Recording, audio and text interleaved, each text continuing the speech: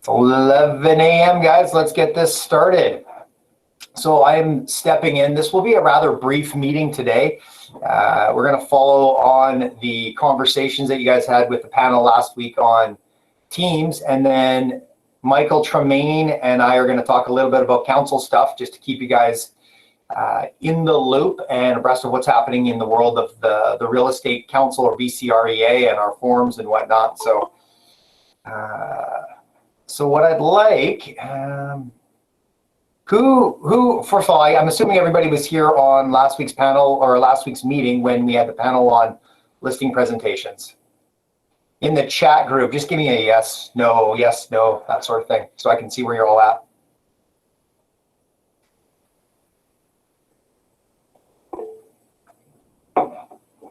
Mark's a no, Melissa, yes.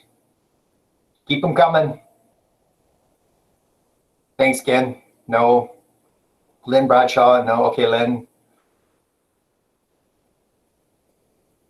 Keep them coming. All right, well, good. I wasn't on it either, so I can't say that I know what went down, but I understand the concept of listing agents talking about what their presentation looks like and sharing their trade secrets, so to speak. So that was a bit of it. But if most of us, it looks like most of us were not on that particular meeting, maybe we won't dig down that road too much. We will talk about that we are going to be putting on a listing presentation series of top agents in our office that list properties on a regular basis and have a system.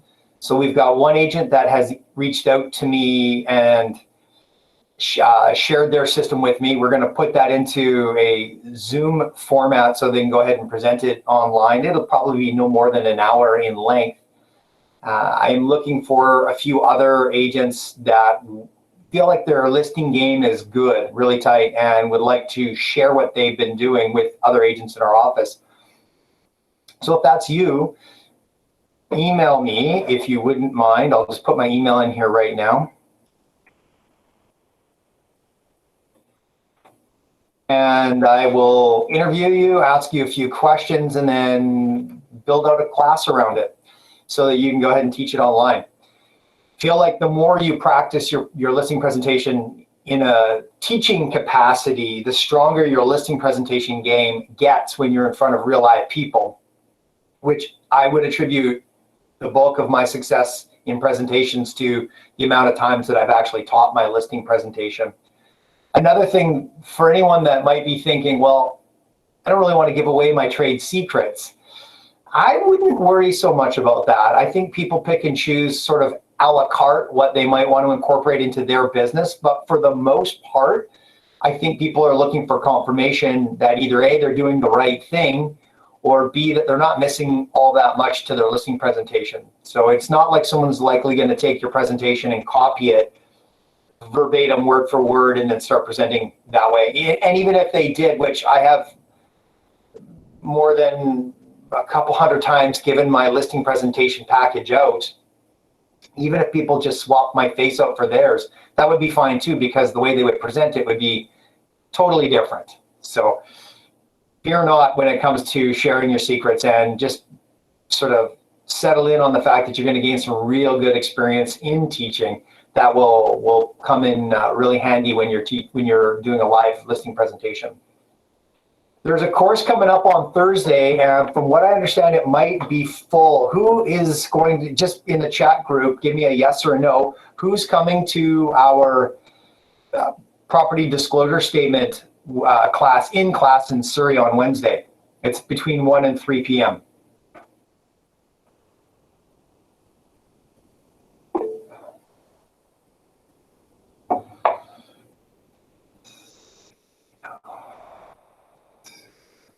Awesome. Just shoot Carla Materi an email regarding registration. The Surrey Classroom allows for a maximum of 10 people only. This will be our first sort of hybrid class where we do an in-person class, and then we also do a Zoom format on it as well too. So we'll set that up. I'm not quite sure what your visual is going to look like, but clearly the camera from the laptop will be pointing to the front of the room, so you won't see the people in the class, which probably doesn't really matter. That's where you want it to be anyways. But I'm just not quite sure how we do the format of the slides that we're going to be doing. But for those of you that think you've got a pretty solid grasp on how to fill out a property disclosure statement, how long it's been around, why do we use it, what are the actual 4 main approaches that the property disclosure statement are trying to cover. If you're not fully versed in that, this is going to be a really good high-level overview of the property disclosure statement. Consider it a very short version of what BCREA offers as a course in contracts on the property disclosure statement. They have an online course that takes about 4 hours to complete. And I'll tell you, I took it 2 weeks ago, and I was blown away at how much I didn't know, or what I thought I knew but didn't know to the fullest extent that BCRA was trying to get us to know. So come to this class either in person or online, and be amazed at what you're going to learn on the PDS. It's quite fascinating. I have a request to all of you in here. For those of you that have either been on the seller side receiving an offer on your property subject to sale, or you're on the buyer side and you've written an offer subject to the sale of the buyer's property. For anybody in that world that has had that experience, that has had an interesting story or something they'd like to share with me, please send me an email. I put my email in the chat. Send me an email. I'll reach out to you. I'm on I'd say the final leg of the completing of writing my course for the Real Estate Board of Vancouver on the subject to sale clause. And I taught it once here to you guys in the office, perhaps 2 months ago, somewhere in that range. And now I've revamped it. It's going to be an 8-hour course, an all-day course. And it has loaded with amazing information. Hi, Scott. Okay, so with that said, there's some stuff going on in the counsel world, managing broker world, that Michael and I are going to chat a little bit about, but I'll turn the floor over to Michael and let him carry on. Hey, good morning, Josh. Good morning, everyone. Good morning. Yeah, I've had a lot of questions over the last several months in relation to recovering what I call surplus commissions. Basically, what we're talking about is discounted commissions. And our expectation is to what we feel that we should be paid, and potentially how to recover that difference. Now, we've talked a lot about, I think over time, we've talked a lot about buyer's agency acknowledgement. I mean, that's one document when you're working with a buyer that doesn't obligate your buyer to any form of remuneration. But there's a lot of stuff in that agreement, and the office requires that document when you're working with a buyer. You're supposed to get that agreement signed when you start working with a buyer, not when you write the contract. There's a lot of verbiage in there, a lot of things as far as privacy, representation, our duties and obligations, the duties and responsibilities even of the buyer in that agreement. But the one that I always have talked about probably for the 15 months that I've been with Keller is the buyer's agency exclusive contract, where they actually are obligated to, pay you a certain amount of money at the end of the day. I know that the exclusive buyer's agency contract frightens most realtors, and I don't know why, but you don't have to put a 3.22, 1.15 to yourself either. I mean, if you want to put a softer, a 2.5 and a 1 or something like that, if that makes you more comfortable, you could do that as well. But it's definitely going to protect you as to what your expectations are as far as what you're worth and what your remuneration is going to be. And also the buyer knows what the expectation's going to be. And at the end of the day, if the remuneration in the contract doesn't fit the product they're seeing, then there's a discussion right up front about, what we're going to do. And I've had a lot of questions. I know historically when I look at contracts that people have written, we're seeing realtors just writing, the buyer's brokerage is going to be paid, from the seller 3.22 on the first 100,000, or, if you're in Vancouver, 3.255 and 1.1625, to try to somehow get around that, but it's not really a proper way of doing it. So I'm going to say for years, I've wondered if there was any potential possibility in regards to, how we could deal with that. And I came across a document that I didn't know existed that was put out by BCREA, and almost, I guess it'd be 9 years ago. And it was called A Realtor's Guide to Recovering Surplus Commission Owed Under an Exclusive Buyer's Agency Contract or a Buyer's Agency Remuneration Agreement. Quite an interesting document. The exclusive buyer's agency contract designed to be entered into at the outset, as we've said in the beginning, of the relationship before any offer to purchase is even prepared or even contemplated. The buyer's agent sets out an amount in the remuneration he or she is expected to receive for the services rendered. And I really think we undervalue our service when it comes to the buy end. And there are a lot of gifted people that work with Keller that are worth every penny they get paid. They talk about 3 potential options that we could do in relation to trying to recover that surplus commission. Do you have a question, Josh, or did you just move? No. I plugged my phone in. Must have done something weird. Okay. Option 1, the buyer makes the offer subject to the condition that prior to a specified time, the seller will ensure the listing brokerage increases the cooperating brokerage commission to the amount that the buyer is obligated to pay to the buyer's agent. Give me a second here. I just want to, just while you're doing that, give me a second. So you bring up a really good point that I don't want that to slip away on us.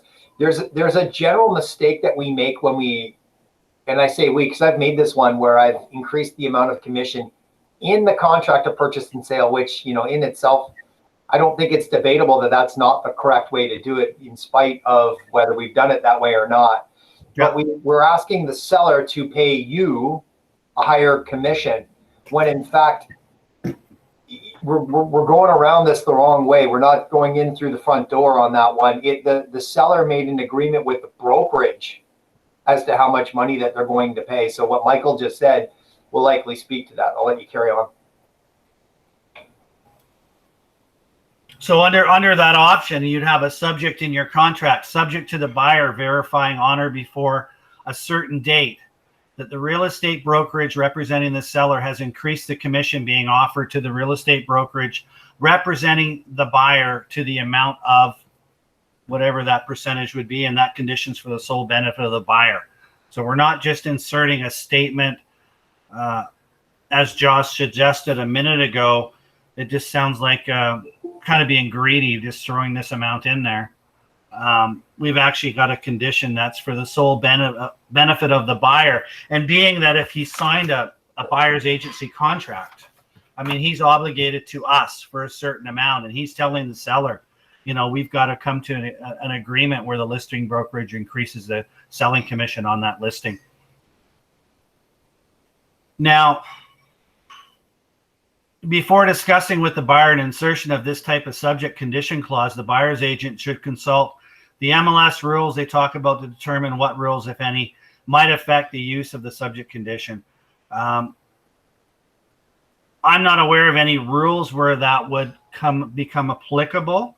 The buyer, a cooperating brokerage, when negotiating on behalf of a buyer, may only use the terms of an offer to purchase or to modify the listing brokerage offer of compensating to the cooperating brokerage if The buyer has authorized the cooperating brokerage to do so in a written separate document, which would be a buyer's agency agreement, or there's been prior consultation regarding compensation between the cooperating brokerage and the listing brokerage. So for example, we write an offer for a buyer, we just can't throw the clause that Josh says into the contract because it works for us. I mean, there has to be prior consultation in regards to that issue.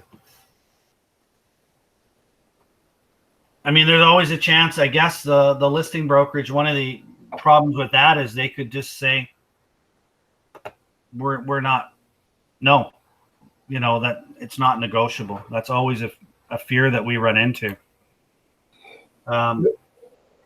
Michael, you know what struck me on one of our agents in the Surrey office had brought this up 2 weeks ago, I believe it was, and I did a deep dive with BCREA, with council, with the Real Estate Board of Vancouver to try and get direction on what to do when you're being offered a commission amount that you would prefer not to be paid, and in fact would rather be paid more, and what's the best way to go. And I mean, it's frustrating because I didn't get an answer I was looking for from council. Council's there to actually reprimand or police us, so they're not really here to help us in that respect. They just point us to the Real Estate Services Act and to our like 4,000 page manual to try and find out the information. That wasn't helpful. BCRE wasn't, probably less than helpful, and the board gave me some guidance, but essentially it was to use a buyer agency agreement, not an acknowledgement. So you actually use a contract. And I thought, well, I'm always a bit gun shy pulling one of those out and getting a buyer to sign it. So this doesn't seem like, if I'm going to choose that not to be my option, then I'm very limited. But I don't know the approach, and I feel like there was for me anyways, a lack of understanding of what direction to go. So I called a very good friend of mine at 1%, who is now at 2%, and I had a good 35-minute conversation with this gentleman, and he was beyond flattered that I would call him up and ask him what would be considered a good approach when it comes to asking for more of a commission amount, and what approach to be taken, and what has he done in the past, what's worked. And I was really quite taken aback at just how generous he was with his information. And it got me thinking, like, I don't think anything exists out there, like, here's the point, A to Z, or it's probably only 4 steps, but A to D, here's what you need to do if you're not liking the amount being offered. Which also, you know, gets me thinking it might be a worthy 1-hour Zoom course that either Carol or yourself might be interested in teaching. Carol, I just went right up on that one. Yeah, so Carol is right. You could use a fee agreement, but what I'm trying to say or expose is that there's no real guideline on this. That's what I'm trying to say. So I feel like if and when we come across it in the field and we want to do something about it, it's not going to be top of mind on what to do. So I feel like it would be worth our while to collaborate, put those steps down, discuss the various forms that can be used, whether it is a fee agreement, what's the right timing of the fee agreement? Are you just going to write it into the contract like Michael and I, like we just talked about? Will you use a buyer agency contract? This goes, we're talking about commission, of course, and we're talking about having an informed, meaningful conversation that you said very clearly, Michael, that needs to happen right away the moment this buyer's engaging you as their agent. But don't you also feel, Carol, feel free to unmute yourself and come in on the conversation as well. Don't you also feel there's a bunch of other crap that ends up on a contract of purchase and sale that in my mind has no business being there? Absolutely. It should not be in there. And from a managing broker years ago, when I first learned, he said, absolutely do a fee agreement up front so the seller is aware and willing. I was working with clients at that point in time, and they said, and I explained to them, I'm just asking for more commission. It's not going to come out of your pocket, out of the buyer's pocket. And they said, we feel you deserve all the work you put in. And if they don't pay you, we're going to draw away from putting a contract purchase and sale on that property. And that's exactly what happened. So we walked away from the deal. Yeah. But these conversations don't happen the time you're writing the offer, sitting there with the buyers. These are conversations that you should be having from the outset. And it's even easier to do with folks that are listing their property and are going to use it as a buyer's agent. I mean, if they've agreed to list and they're signing property disclosure statements and they're signing direction of presentation of offers and they're signing multiple listing contracts, why not talk about their buy end at the same time? They're already signing documents. It's the easiest time in the world to get them to do it. Yeah. You know, so then if you're using the exclusive buyer's contract, now you've got some real teeth. Obviously, Carol's kind of jumped ahead of me there because our second option would be a fee agreement in regards to the potential purchase. So she beat me to it. Yeah, sorry. No, it's all good. It's all good. Don't you love it when that thunder gets stolen, Michael? Well done, No, Carol. it's all good. It's all good. I mean, that would have been actually, that would have been our third option, I think, in there. I think we'll jump ahead a bit here. Yeah, the buyer makes a term of the offer that upon closing, the seller will pay the buyer's agent the difference between the commission offered and the commission expected in the exclusive buyer's agent's contract. So the seller, and of course, you're not asking for your full commission. You're not inserting a clause that's going to say you're going to get 3.22, 1.15. You're only going to be asking in the contract for the difference between what's being offered by the listing brokerage and what your expectations are in regards to your buyer's agency contract that you have with your buyers. Michael, can I pause and add something to that comment? Go ahead.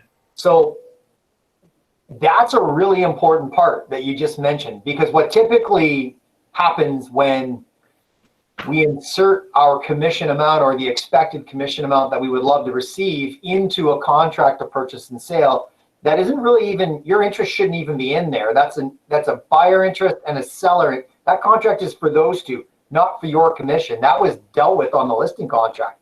But the issue is when you do put your 3.22 and 1.15 or whatever variation of number that, combination of number that is, what you're essentially getting the seller to agree to is an additional amount that they're already offering on MLS plus this amount you've just written into the contract. So you're not, like, that's actually going the opposite direction that the seller wants. So you got to understand that if you're going to be asking for more money, you should probably monetize that amount, dollar amount it, as opposed to percentage, and then actually just say, I want 6,000 more on top of what's already being offered or published on MLS. And whatever that, you do your math, but figure out what the gap is and then fill it in. And that would be a more appropriate way to do it. But I'm not suggesting that you even put it in the contract in the first place. That's not the appropriate way to do it. And I think that comes back full circle to teaching something about this. Yeah, so like I was saying, the clause that you would use, the seller will upon completion pay the real estate brokerage representing the buyer the amount of. So you talk about a flat dollar amount. Plus they're going to be getting the remuneration that's payable from the listing brokerage. Correct. I mean, as realtors, the commission that's being offered through our system of cooperation, in essence, it is coming from the seller's offering, but we're guaranteed that money through the listing brokerage. Yeah. Right. And Michael, just hammer that again, because we're talking about, again, conflicting information about what sources are paying this commission out. You just said the brokerage pays the commission out, but if you put this 3.2 and change on the contract, you're actually asking the seller to pay you. To pay you an additional fee. This is a conflict. Yeah, so you've got a conflict. Exactly. And even on the fee agreement, if you're asking for the full amount, you're asking for double the amount. So again, the fee agreement has to be the correct number, or the seller can end up paying both because they've agreed to the fee agreement, but they also agreed to the listing contract. Yeah. So listers, be careful with that. Be very careful. Thank you, Carol. Be very careful, because you could technically sue as an agent, a buyer's agent. You could sue for double commission. Yeah. That wouldn't be good. On another note, if I may just add, all listing agents in the room here today, when your listing goes live on MLS, please check your commission amounts in reference to the listing contract you have. Please, please, please. Now, it is our responsibility to do that, and I'm guilty of not, because I know we have incredible staff that, I mean, very rarely ever make a mistake on the commission amounts. Like, very rarely. It's rare. One was made recently on a deal of mine that cost me $9,500. I didn't even pay attention to the buying portion of commissions being offered. So I sort of rabbit holed you there, Michael, but I just wanted to, I felt like an appropriate time to bring that up. No, I mean, whatever we offer as a brokerage, and as everyone is aware, the listings belong to the brokerage. They don't belong to the individual salespeople. That's the way the Real Estate Services Act is written. And when we offer a cooperating brokerage commission, we're obligated to pay that. If we err and make a mistake in that amount, the buyer's brokerage could say, no, that's what you're offering. That's what you're going to pay us. And we've had some clear examples. I think this year we've had probably 2 or 3 of them this year where the buyer's brokerage is, it's an error on the listing agent's part, but the commission that was due to the buyer's brokerage had to be paid. Yes, it does. Which can be quite painful in some cases. Yes, it can be. As you can attest to, right? I can attest to that, yes. It's tough. I mean, I don't know about you, but I mean, when I have a listing of my own that goes live, I'm going to say the first 2, 3, 4 days, I'm constantly making changes. I don't like this. Oh, yeah. This is wrong. Yeah, that is wrong. So, I mean, don't just throw it up on MLS and think everything's perfect. We check for spelling errors, of course. That's one thing that we do. We check for just accidental errors on the data input form that it can happen from time to time, not super common. We also check to go, okay, now that it's on MLS, on Paragon, what could we fill in that we didn't when we filled out the RDIF? So we're looking at it to make sure it's a very complete amount of information on Paragon. And that's what we're really doing. And we take our highlighter out and we go nuts and we have a lot of fun. And, little things that bug me, this is off the commission topic, but, for example, open house, August 25th and 26th, and now it's the 9th of September, and those dates have long since passed. You can get into Paragon and edit those comments out. Yeah. I mean, it's just like the snow picture in June. I know we're not having that case right now with a hot market, but, for example, you've got a snowy picture that looks like you've got an old listing. Well, and we both know Chinooks are not all that common down here in the West. A little more common up north and east, but not down here. Yeah, this isn't Calgary.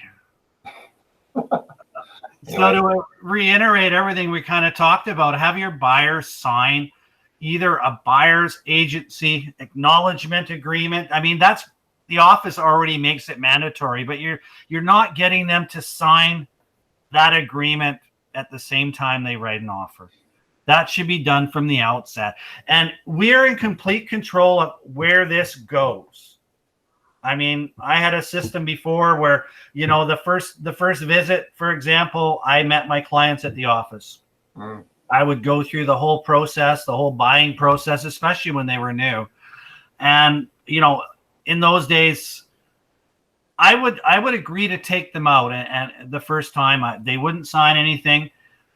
We would talk about, in those days, it would have been working with a real estate agent brochure.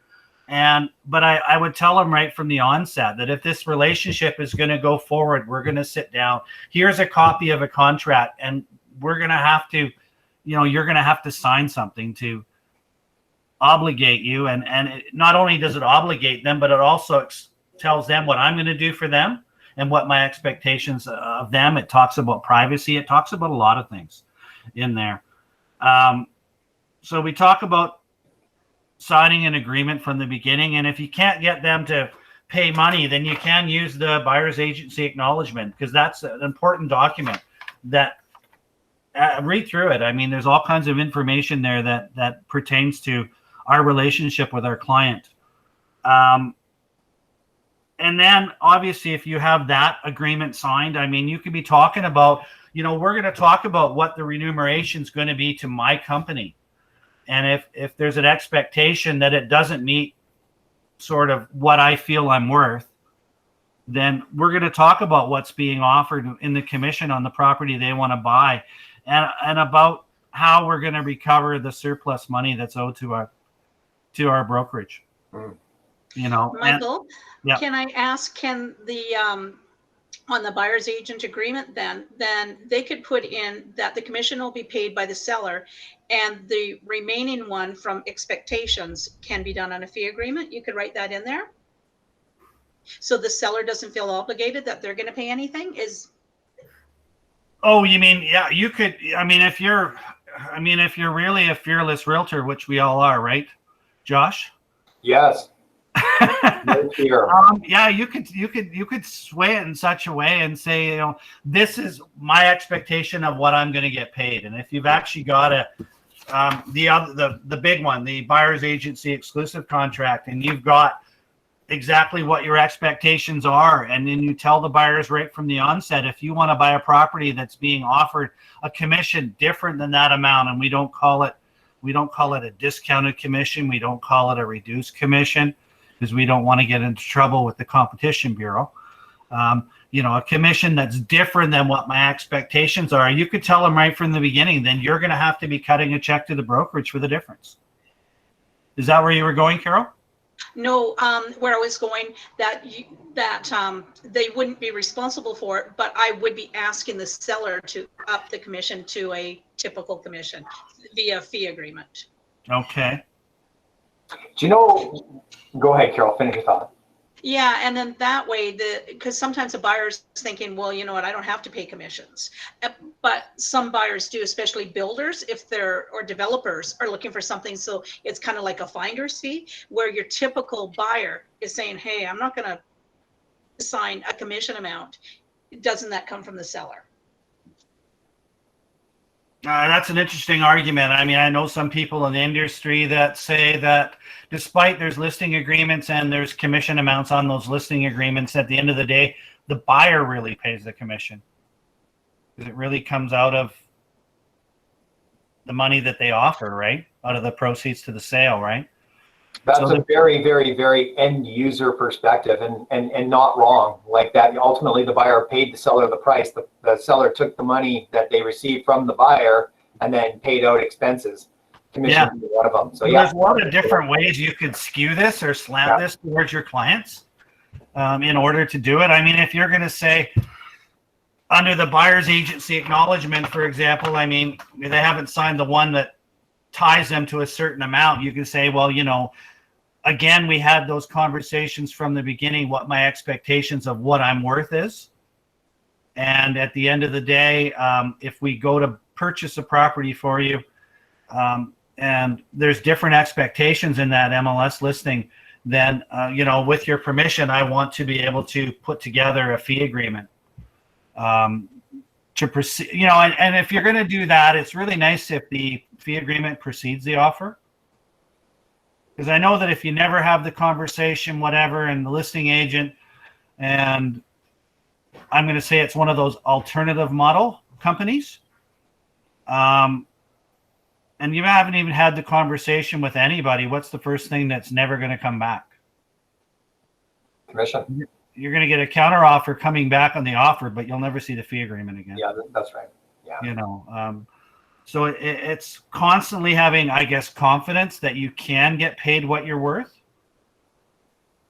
that it's very achievable, but it's an ongoing process that you're constantly, you're showing property. You're going to say, well, of the properties we're looking at tonight, I mean, this is the remuneration that my brokerage is going to get paid if you decide to purchase one of these homes. And we shouldn't. Go ahead. Yeah. No, go ahead. Finish your thought. Just one last thing. I said we shouldn't be afraid to be asking for what we feel we're worth. Yeah. Yes, we should never be afraid to. Only we know what we do and how many hours in a day we do it in, and what sacrifices we make. The client themselves don't necessarily have the same perspective we do on our value. In most cases, they have a need that they want to get met, But if you can demonstrate the value that you're bringing to the table, then it's less likely to be an objection from them when it comes to looking for more of a percentage based on what you feel you'd like to have. Just for sake of conversation around this, like for the amount of deals that my team does in a given year, we don't run into alternative options around payment, buyer compensation very often. It's very, very rare, surprisingly. So one of the things we do, we don't, and I'm not saying you need to do this, I'm just simply sharing what Aaron, Gina, and I do. We don't bother looking for more money. We write the deal up, we get the client the home if it's the home they want. We don't go and get a fee agreement signed. We don't do any of it because our perspective is that it's so rare that we actually run into them. If we did one or two in a year, it's not going to have a massive impact on us. In fact, the opposite, the impact that it'll have will be the goodwill created from the client. And I can say that in the cases where we have done the deals, those deals, the buyers are aware that there's some version of a discount on commission. They're aware of it. They just don't know the numbers. We never really bring it to their attention because we don't want that to be in their mind while they're negotiating and buying a home, which, you know, for them most is one of the most memorable events in their life. I don't want to cloud that with my commission. Now, the only way to not cloud that with your commission in the moment of doing a deal would have been to have had a buyer consultation, just like a listing presentation that happened right at the beginning of your relationship, the inception of the relationship. And in that, you should be prepared, in my mind, to have an hour-and-a-half discussion of the basic journey from you've met me tonight to we're handing keys over into your house. And here are the steps that happen in between. Let's discuss them. And so obviously the possibilities aren't endless. There's just a number of ways that's going to go down. But to have that conversation, and at that point, you're going to get your DORTS disclosure, you're going to get all your forms filled out right there and then. You're going to introduce them to a contract of purchase and sale, the concept of subjects on the contract, the completion, possession. And it's a very big conversation. I feel like in the absence of a buyer agency contract, that conversation is often overlooked. We go straight to Paragon, set up a search, and then boom, we're booking showings and we're out there showing homes, and before you know it, we're writing an offer. And then of course you're writing an offer and it happens to be on an alternative commission structure, and now you're asking them to pay more. And you got to imagine their emotions are already at a heightened sense of awareness already. They're peaked, right? So now you're going to introduce that. It's not necessarily an optimal time and place to do it. Just to keep that in mind. Now, of course, it all depends on the relationship you have with your buyer. So variables to be said there, but I feel like this is a course that we could teach, and maybe not a course, but a class that we could teach. You know, the journey of working with a buyer. Michael, Carol, you don't have to answer that right now. No, I will be calling. I'm not in disagreement. I mean, the only purpose of this conversation this morning isn't solely to talk about our commissions. I mean, you're all right. I mean, we have a listing presentation when we want to list a home. When we're meeting with a buyer for this first time, we should have a buyer's presentation that discusses the entire process. I mean, you know, coming to them at the end of the day, or I've heard people say, well, I don't show those alternative brokerages listings. We can't do that. Right. You know, and I know we are talking commission, but well, that's our bread and butter, isn't it? What we get paid at the end of the day. On occasion, hugs. I get hugs, apple pie. I think we're onto something. Everyone in the room here, there's 19 of us in the chat. Yes or no? Would you like to see a 2-hour here to here working with buyers and everything in between? Throw your answer yes or no. Don't care, or you feel you're a pro. Thanks, Nick. Your beard game's looking good, Nick. Hey, Tanner.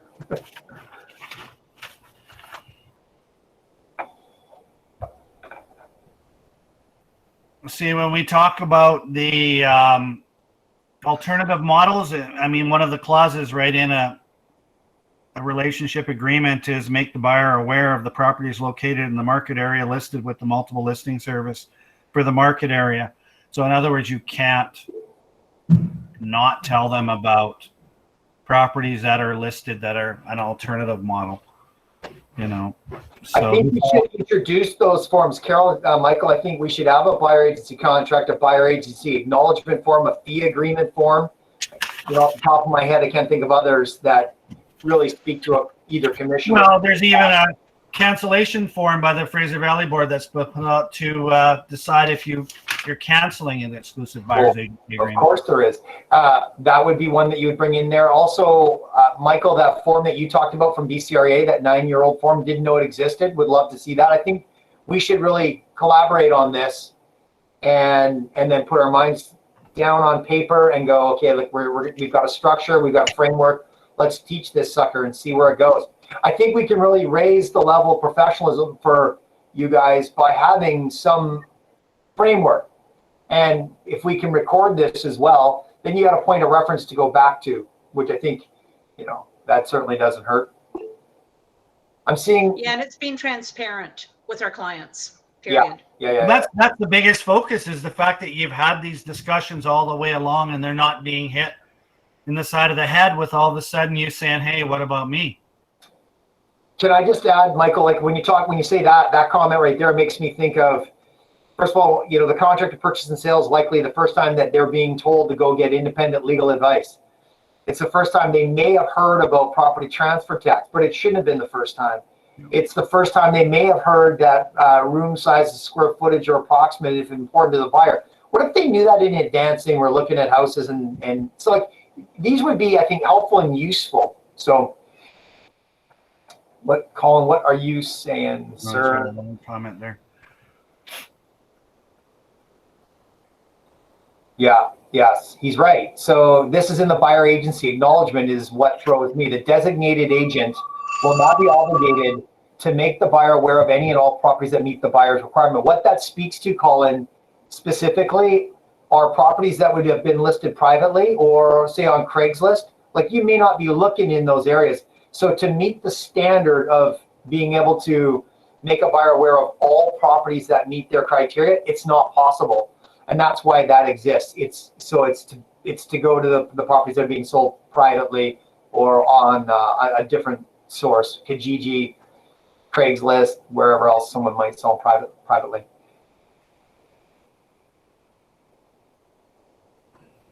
Yeah, Nicole, great question. And guiding your clients through multiple offers. I want to touch on that because I think where we at? We're getting close to the end here. I want to talk about. You're welcome, Colin. My pleasure. This is way off road here. So I'm going to talk about multiple offers from a buyer's agent's perspective, multiple offers from a listing agent's perspective. So, and this is going to be a very high overview look because I think we need to dig in a little deeper on this one. If you're a listing agent representing a seller, your number one job is to do the best you can for your seller, your client. The same duty is owed if you're a buyer's agent representing your buyer. You're going into multiple offers. You as the seller's agent want to make sure you get the highest and best price at terms that are also equally as important to the client. That's your job, plain and simple. You've got multiple offers, 5, 6 offers. You want to be careful and say there's a clear winner inside those offers. One offer is clearly a winner. It's got the right price. It's above your list. The seller's happy. You want to be careful at how you play the game of perhaps the seller asks you the question, hey, do you think we could get more from that offer? And then as a selling agent, you go, well, hey, let's phone them all and see if anybody else would be willing to up their game. It's your job to get them the most amount of money, but you better explain both sides to that coin. Here's what potentially could happen if we play this game. It could be perceived by the buyer's agents that there is a game afoot, and it could lose us an offer or two. I think you just need to have a very careful conversation with your clients when it comes to that perspective. This is something that I personally had an experience with, and it just drives me nuts because you know when you're being played as a buyer's agent from the seller's agent, and it doesn't feel good, and the buyers normally don't like the way that feels too. The conflict is that you have a duty to get the best price for your client, the seller, but how you go about it I think is very important for you. Yeah, like for sure. We all know when we're being played, Nicole. Like we all know as a buyers that you simply know. And it doesn't feel good. And it doesn't necessarily give you the best impression of the agent that is in charge of the seller side. Like you remember these things. So I'm simply offering, just be courteous and be mindful about how you go about getting the best price for your clients. That was a tangent. Sorry about that. So, Michael, Carol, I heard that resounding yes. Let's do a here to here with the buyer, the journey of a buyer. I think the only thing we need to do is come up with a title for that class. Beyond that, I think a mastermind is in order, and or collaboration is in order. And then let's test it out in the Zoom, and then let's build out a content on it. That's all I have for today's meeting. Anything you want to add, Michael? No, we're good. Carol? All good. All right. Let me know if this is a nice little break from our typical office meetings. This is definitely more about you, your real life scenarios in the field. A little less about stats and rah. That's not what this is intended to be. This is really meant to be for you, to give you like really good, useful information. And then, every now and then out of this, we might decide to go even deeper, like Carol and Michael we're talking about, like create a course around this sucker. Because I think it's worthwhile. This conversation comes up an awful lot. Wouldn't you say, Michael? The commission? Quite frequently. Yeah, frequent enough. Good. Okay, cool. I in the process, so back to my request from all of you that, Carol, you're getting some love. Nicole loved your classes on Tuesday as well. Thank you. Back to my request. Anybody have any experience around subject to sale? What I'm really looking for is train wrecks. I need some juicy stories. Give me the train wreck stories, because I've got some good scenarios in there, but I want to keep building them. And I think we're good. We can call it. Sounds good. Thank you, everybody. I appreciate you being here today on our meeting. We'll see you next week, same place, same time. Have a good week. All right. Bye.